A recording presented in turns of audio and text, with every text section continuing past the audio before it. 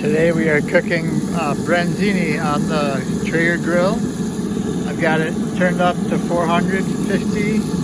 We'll do that about 10 minutes each side and we'll see how it looks.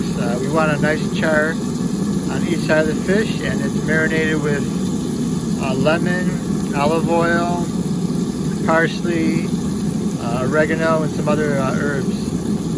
So we'll check this out in about 10 minutes or so. Branzino.